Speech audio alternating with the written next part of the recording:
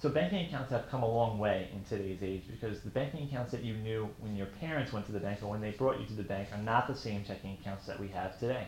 When you get your checking account, you're going to see that there's a lot more things out there that may be tailored more towards the digital age, where the advent of mobile banking and online banking are things that you're going to look for when you get a checking account.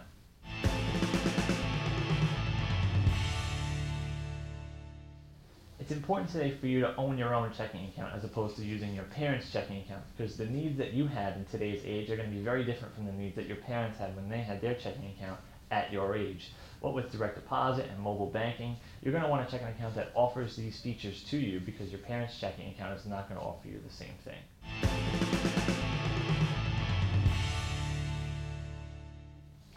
It can be very intimidating figuring out where to open your first checking account.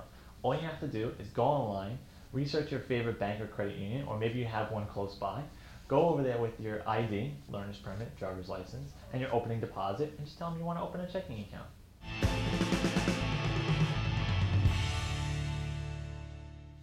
So one of the first things you want to do when you're looking for a checking account is you want to shop around for the rates. You want to make sure that you're at least earning some interest. You want to make sure that it has some conveniences for you, like debit card, online banking, mobile banking. You want to make sure that these things don't have fees associated with them, because you don't need to pay fees for those kinds of things. You also want to make sure that you read the fine print. Don't just walk in and open the checking account and walk out. Make sure that what you're doing is what you want to do and you're not going to be charged any fees or have to maintain a high minimum balance, because you're not going to have a ton of money to work with.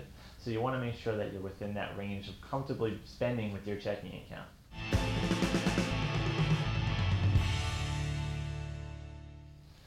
So now that you have your checking account, some of the things you want to avoid is you want to make sure that you're maintaining the minimum balance if you have one. So if your minimum balance is $100, you always want to make sure that you stay above $100, because once you go below that $100, you're going to give $10 or $15 away that you don't necessarily want to give away. Another thing you want to do is make sure you don't overdraw the account. If you have no minimum balance, that doesn't mean that you should spend more than you have, because anytime you overdraw the account, then you're going to get hit with fees of $25 or more, and that's just not necessary.